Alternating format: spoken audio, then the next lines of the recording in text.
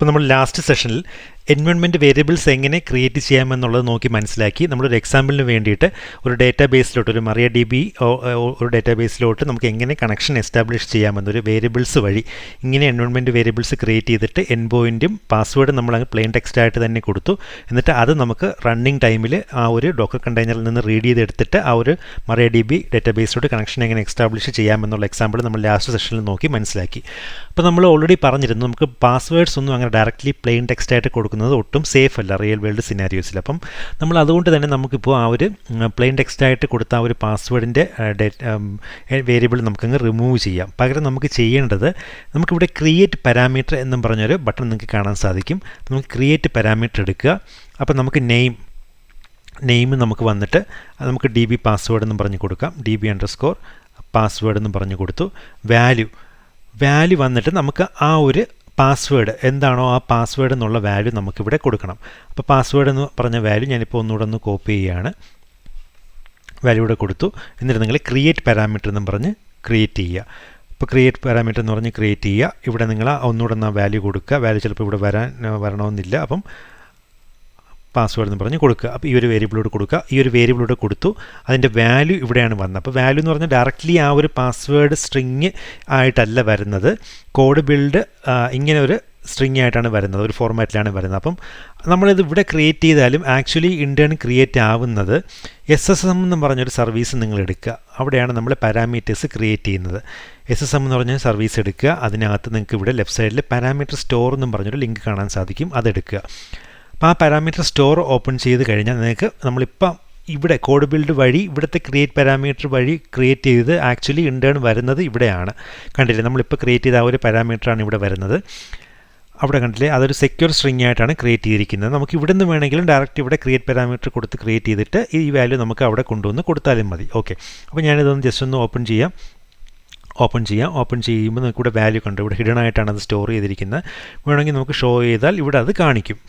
അപ്പോൾ ഇതൊരു secret parameter ആയിട്ടാണ് ഇപ്പോൾ അത് ക്രിയേറ്റ് ആയിരിക്കുന്നത്. അപ്പോൾ നമുക്ക് ഇങ്ങനെ ക്രിയേറ്റ് ചെയ്യുന്നതിൻ്റെ ഗുണം നമുക്ക് ഡയറക്റ്റ്ലി ഇവിടെ പ്ലെയിൻ ടെക്സ്റ്റ് ആയിട്ട് ആ ഒരു പാസ്വേഡ് വാല്യൂ നമുക്കിവിടെ കൊടുക്കേണ്ടി വരുന്നില്ല എന്നുള്ളതാണ്. അപ്പോൾ നമ്മൾ ഇങ്ങനെ ഒരു പാരാമീറ്ററായിട്ട് നമ്മളിപ്പോൾ ആ ഒരു പാസ്വേഡ് നമ്മൾ ക്രിയേറ്റ് ചെയ്തു. എൻ പോയിൻ്റ് പ്ലെയിൻ ടെക്സ്റ്റ് ആയിട്ട് തന്നെ കൊടുക്കുന്നതിൽ തെറ്റൊന്നുമില്ല.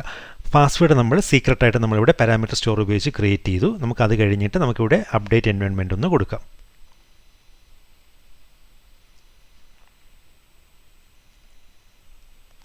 ഓക്കെ, അപ്പോൾ നമുക്കിനി ബിൽഡ് ചെയ്യുന്നതിന് മുമ്പായിട്ട് ജസ്റ്റ് ഒരു ചെറിയൊരു ചേഞ്ചും കൂടെ നമ്മുടെ സോഴ്സ് കോഡിലൊന്നും വരുത്താം. ജസ്റ്റ് ഒന്ന് അറിയുന്നതിന് വേണ്ടിയിട്ട്. അതായത് നമുക്ക് ഈ ഒരു ഡേറ്റാബേസിലോട്ട് കണക്ഷൻ എസ്റ്റാബ്ലിഷ് ചെയ്ത് കഴിഞ്ഞാൽ നമുക്ക് അറിയുന്നതിന് വേണ്ടിയിട്ട് നമുക്ക് അതിനകത്തുള്ള ടേബിൾസ് ഒന്ന് കാണുന്നതിന് വേണ്ടിയിട്ടുള്ള ഒരു കമാൻഡും കൂടെ നമുക്ക് ജസ്റ്റ് ഒന്ന് ഈ കൂട്ടത്തിലൊന്ന് കൊടുക്കാം.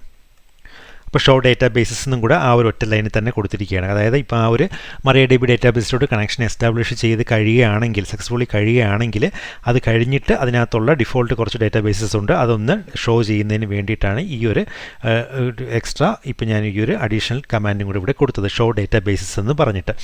അപ്പോൾ ഇപ്പം നമുക്ക് ആക്ച്വലി കിട്ടേണ്ടത് എൻ പോയിൻ്റ് നമ്മൾ ഓൾറെഡി പ്ലെയിൻ ടെക്സ്റ്റ് ആയിട്ട് തന്നെ കൊടുത്തിട്ടുണ്ട്. അപ്പോൾ മുമ്പ് ആക്ച്വലി ഇപ്പം നമ്മൾ ചെയ്തത് നമ്മുടെ എൻ പോയിൻ്റ് നമ്മൾ ഓൾറെഡി പ്ലെയിൻ ടെക്സ്റ്റ് ആയിട്ട് തന്നെ കൊടുത്തിട്ടുണ്ട്. അത് അവിടെ നിന്ന് തന്നെ കിട്ടും. ബാക്കിയെല്ലാം യൂസർ അഡ്മിനായിട്ട് ഇവിടെ ഹാർഡ് കോഡ് ചെയ്ത് കൊടുത്തിരിക്കുകയാണ്. അതുപോലെ പാസ്വേഡ് DB_ പാസ്വേഡ് എന്നുള്ളത് നമ്മളിപ്പം പാരാമീറ്റർ സ്റ്റോറിലാണ് ക്രിയേറ്റ് ചെയ്തിരിക്കുന്നത്. അപ്പോൾ ഇവിടെ നിന്നാണ് അത് കിട്ടേണ്ടത്. അപ്പം ഇവിടെ നിന്ന് കിട്ടണം.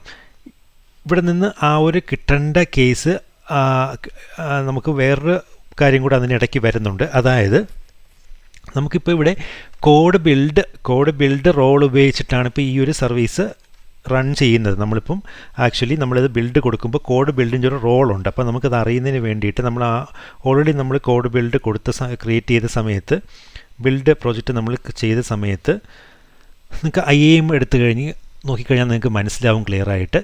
IAMൽ നമുക്ക് റോൾസ് എടുത്ത് നോക്കിക്കഴിഞ്ഞാൽ നമുക്കിവിടെ കോഡ് ബിൽഡ് കണ്ടില്ലേ, കോഡ് ബിൽഡിൻ്റെ ഒരു റോൾ ഇവിടെ ക്രിയേറ്റ് ആയിട്ടുണ്ട്. അപ്പോൾ ഈ കോഡ് ബിൽഡ് റോളിൽ നമുക്കിപ്പോൾ SSM, അതായത് SSMൽ നിന്ന് ആ ഒരു നമ്മൾ പാരാമീറ്റർ സ്റ്റോറിൽ ക്രിയേറ്റ് ചെയ്തിരിക്കുന്ന വാല്യൂ റീഡ് ചെയ്തുകൊണ്ട് വരാനുള്ള ഒരു പോളിസിയും കൂടെ നമ്മൾ അറ്റാച്ച് ചെയ്ത് കൊടുക്കണം. ഞാനിപ്പോൾ അത് ഓൾറെഡി കൊടുത്തിട്ടുണ്ട്. നിങ്ങൾക്ക് അതൊന്ന് കാണിച്ചു തരാം.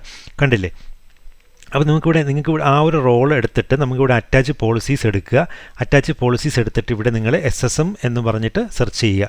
SSM എന്ന് സെർച്ച് ചെയ്താൽ നമുക്ക് ആക്ച്വലി റീഡ് ഓൺലി പോളിസി മാത്രം കൊടുത്താൽ മതി. Amazon SSM read only policy എന്ന് പറഞ്ഞ് ആ ഒരു പോളിസിയും കൂടെ ടിക്ക് ചെയ്തിട്ട് നിങ്ങൾ അറ്റാച്ച് ചെയ്ത് കൊടുക്കുക. ഞാനിപ്പോൾ ഒരു എക്സാമ്പിൾ ചെയ്യുന്നതിന് വേണ്ടിയിട്ട് ഞാനിപ്പോൾ ഒരു ഫുൾ ആക്സസ് ഇവിടെ ഓൾറെഡി കൊടുത്തിട്ടുണ്ട്. അപ്പോൾ ആ ഒരു ഫുൾ ആക്സസ് SSMൻ്റെ ഫുൾ ആക്സസ് ഞാനിവിടെ കൊടുത്തിട്ടുണ്ട് ഈ ഒരു കോഡ് ബിൽഡ് റോളിൻ്റെ കൂടെ. അപ്പോൾ ഈ ഒരു റോളും എക്സ്ട്രാ പോളിസിയും കൂടെ നമ്മൾ ഈ ഒരു റോളിൻ്റെ കൂടെ അറ്റാച്ച് ചെയ്തില്ലെങ്കിൽ ആ ഒരു ബിൽഡ് ചെയ്യുന്ന ടൈമിൽ അത് ഫെയിൽ ആവാനുള്ള ചാൻസ് ഉണ്ട്. കാരണം കോഡ് ബിൽഡ് റോളിന് SSMൽ നിന്ന് ആ ഒരു പാരാമീറ്റർ റീഡ് ചെയ്തുകൊണ്ട് എടുത്തുകൊണ്ട് വരാനുള്ള ഒരു പെർമിഷൻ അതിന് കിട്ടുകയില്ല, നമ്മൾ ആ ഒരു പോളിസിയും കൂടെ എക്സ്ട്രാ അറ്റാച്ച് ചെയ്ത് കൊടുത്തില്ലെങ്കിൽ. അപ്പോൾ ആ ഒരു പോളിസിയും കൂടെ നിങ്ങൾ കൊടുത്ത ശേഷം നമ്മളിപ്പോൾ ഈ ഒരു എക്സാമ്പിൾ ഞാനിപ്പോൾ ഈ ചെയ്ത ചേഞ്ചസും കൂടെ ഇവിടെ കമ്മിറ്റ് ചെയ്തിട്ട് നമുക്കൊന്നുകൂടെ ഒന്ന് ബിൽഡ് ചെയ്ത് നോക്കാം.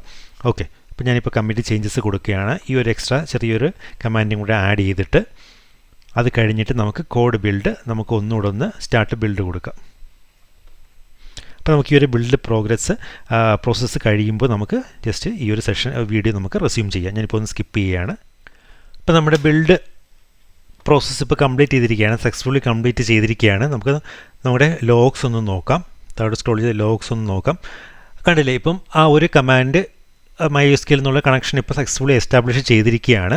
എസ്റ്റാബ്ലിഷ് ചെയ്ത് അതിലോട്ട് MariaDBയിലോട്ട് കണക്ട് ചെയ്ത ശേഷം അതിനകത്തുള്ള ബൈ ഡിഫോൾട്ടുള്ള കുറച്ച് ഡേറ്റാബേസസ് അത് ഷോ ചെയ്ത് കാണിച്ചിരിക്കുകയാണ്. അപ്പോൾ ഇപ്പം നമ്മൾ ആക്ച്വലി സംഭവിച്ചത് നമ്മൾ ഡേറ്റാബേസിലോട്ട് കണക്ട് ചെയ്യാനുള്ള പാസ്വേഡ് ഇത് കോഡ് ബിൽഡ് റിട്രീവ് ചെയ്ത് എടുത്തുകൊണ്ട് വന്നത് ഈ ഒരു SSM സ്റ്റോറിൽ നമ്മൾ ക്രിയേറ്റ് ചെയ്ത പാരാമീറ്റർ സ്റ്റോറിൽ നമ്മൾ ക്രിയേറ്റ് ചെയ്ത ഈ ഒരു സീക്രട്ടിൽ നിന്നാണ് ആ ഒരു കോഡ് ബിൽഡ് റോള് അത് റിട്രീവ് ചെയ്തുകൊണ്ട് വന്നത്. അപ്പോൾ അങ്ങനെ റിട്രീവ് ചെയ്തുകൊണ്ട് വരുന്നതിന് വേണ്ടിയിട്ട് നമ്മളൊരു എക്സ്ട്രാ പോളിസിയും കൂടെ നമ്മളിവിടെ അറ്റാച്ച് ചെയ്ത് കൊടുത്തു. ആ ഒരു കോഡ് ബിൽഡ് റോൾസ് നോക്കിക്കഴിഞ്ഞാൽ നിങ്ങൾക്ക് മനസ്സിലാവും. കോഡ് ബിൽഡ് റോള് ഇതാണ് കോഡ് ബിൽഡ് റോള്. നമ്മുടെ ബിൽഡ് പ്രോജക്റ്റ് ക്രിയേറ്റ് ചെയ്തപ്പോൾ ക്രിയേറ്റ് ആയതാണ്. ആ ഒരു കോഡ് ബിൽഡ് റോളിൽ എക്സ്ട്രാ ഒരു SSM ഫുൾ ആക്സസ് പോളിസി ഞാൻ കൊടുത്തിട്ടുണ്ട്. ശരിക്കും ഫുൾ ആക്സസ് ആവശ്യമില്ല, റീഡ് ഓൺലി പോളിസി മാത്രം നിങ്ങൾ കൊടുത്താലേ ഇത് വർക്ക് ചെയ്യുന്നതായിരിക്കും. ആ ഒരു എക്സ്ട്രാ പോളിസിയും കൂടെ അറ്റാച്ച് ചെയ്ത് കൊടുത്താൽ മാത്രമേ കോഡ് ബിൽഡിന് റണ്ണിങ് ടൈമിൽ ആ ഒരു പാരാമീറ്റർ സ്റ്റോറിൽ നിന്നും ആ ഒരു സീക്രട്ട് റീഡ് ചെയ്തുകൊണ്ട് വരാൻ സാധിക്കുകയുള്ളൂ.